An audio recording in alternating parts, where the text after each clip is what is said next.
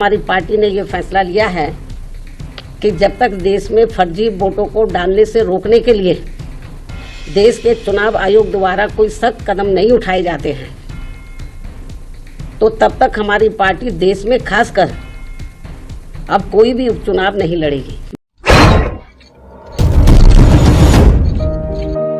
साथियों नमस्कार, मैं सत्यानंद स्वामी और आप देख रहे हैं सत्या एक्सप्रेस। जब से झारखंड, महाराष्ट्र तथा यूपी का उपचुनाव खत्म हुआ है तब से सबकी बोलती बंद हो चुकी है। बीजेपी ने अपना कारवां साबित कर लिया। जिस तरह से योगी आदित्यनाथ ने अपना बटेंगे तो कटेंगे का नारा साबित कर दिया और ये कह दिया कि यह जो मंत्र है कहीं ना कहीं बीजेपी के लिए कारगर साबित होगी, तो ठीक वैसा ही हुआ। यूपी उपचुनाव में 9 में से 7 सीटों पर जमानत जब्त होने के बाद बहन कुमारी मायावती ने बहुत बड़ा ऐलान कर दिया है। उन्होंने कहा है कि ईवीएम के जरिए फर्जी वोट डाले जा रहे हैं। हमारी पार्टी अब कोई उपचुनाव नहीं लड़ेगी। बीएसपी को कमजोर करने की साजिश की जा रही है। बसपा सुप्रीमो ने मीडिया से बात करते हुए कहा कि चुनाव के दौरान सरकारी मशीनों का जो इस्तेमाल किया गया और गलत इस्तेमाल किया गया है, सभी दल हमें रोकने के लिए काम कर रहे हैं। दलित समाज से निकले हुए छोटे छोटे दल भी उनको रोकने का प्रयास कर रहे हैं। 9 सीट पर काफ़ी कुछ देखने को मिला। ऐसी पार्टी को वोट न दे जो बिकाऊ है, केवल बीएसपी को वोट दो। विरोधी पार्टियों के लोगों से सावधान रहना जरूरी है। यह समय की मांग है। सर्वजन हिताय और सर्वजन सुखाय के लिए जिस तरह से बहुजन समाज पार्टी काम कर रही है, उस तरह से बहुजन समाज पार्टी को ही वोट दो। मायावती ने कहा कि 2007 के बाद सभी दलों ने हमें रोकने का काम किया। दलित समाज के कुछ बिकाऊ लोगों ने इनके सहयोग से पार्टी बनाई। या पार्टी अपने वोटरों के माध्यम से 1 से 2 सीटें ही जिता देती हैं।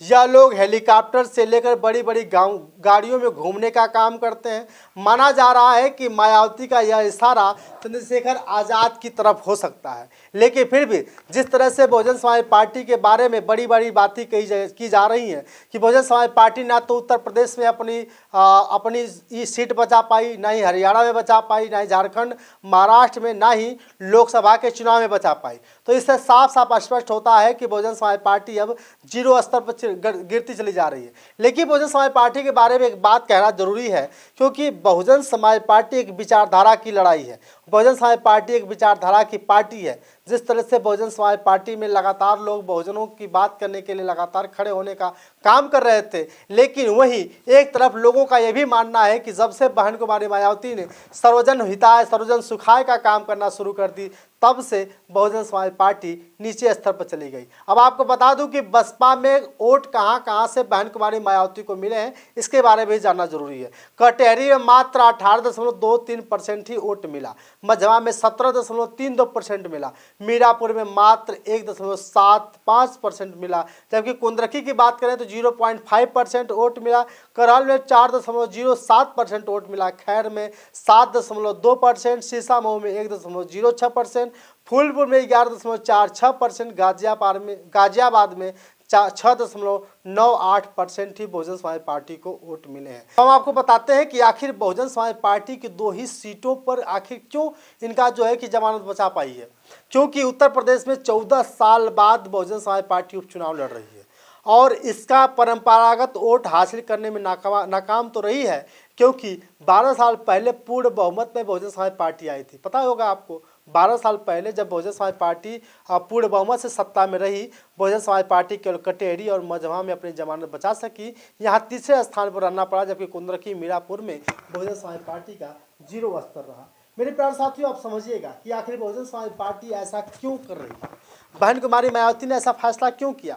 क्योंकि उनको लगता है कि जिस तरह से हमने बार बार लोगों को जोड़ने का प्रयास किया, बार बार लोगों से अपील करने की कोशिश की, लेकिन बहुजन समाज पार्टी के वही लोग जो बेस वोट है, वो वोट भी कहीं ना कहीं चंद्रशेखर आज़ाद की तरफ, तो बीजेपी की तरफ, तो कुछ समाजवादी पार्टी की तरफ चला गया। और आपको बता दूं कि जिस तरह से बहुजन समाज पार्टी का यह स्तर गिरता हुआ जा रहा है, और आपको बता दूं कि 2014 में 22.35% ही बहुजन के पास वोट था, 2017 में 22.23% हुआ, इसके बाद 2019 में जाते जाते 19.43% हुआ, उसके बाद फिर 2022 में जो वोट परसेंट रहा 12.288 हो गया, इसके बाद 2024 में 9.39% वोट रहा।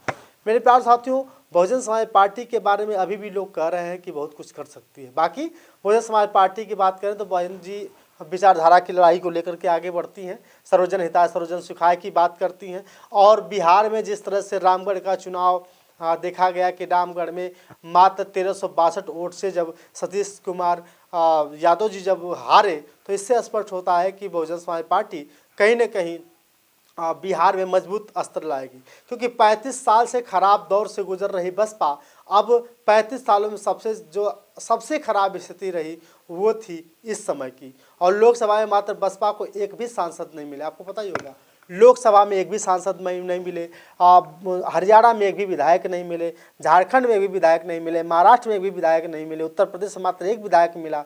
और तो और मेरे प्यारे साथियों, आपको जानना भी जरूरी है कि क्या सच में बहुजन समाज पार्टी अब जीरो स्तर पर चली जाएगी और कुछ नहीं कर पाएगी? एक काम कर सकती है, अगर जिस दिन बहुजन समाज पार्टी के साथ वे सभी छोटे छोटे नेता जो बहुजन समाज पार्टी को अपना मानते थे, जो बहन जी को अपना मानते थे, वे लोग अगर साथ आ गए, अगर बहन जी ने इन लोगों को अपने साथ जोड़ने का प्रयास किया, तो कहीं न कहीं फिर से बसपा स्टैंड हो सकती है। अगर बहन जी ने ये दावा कर लिया है, ऐलान कर दिया है कि अकेले दम पर अब चुनाव जो लड़ना था लड़ रही थी, अब ये दावा कर ले कि हम आज के बाद उपचुनाव नहीं लड़ेंगे, तो ये भी उनकी भूल हो सकती है। क्योंकि बीजेपी हर सीट पर अपना कब्जा जमाना चाहती है। बीजेपी हर उन बड़े बड़े छोटे छोटे नेताओं को उतारने की कोशिश करती है जो बीजेपी को मजबूत बना सके। बाकी आपकी राय कमेंट करके बताइएगा कि क्या ये बहन जी का ऐलान सही है या गलत है। शुक्रिया।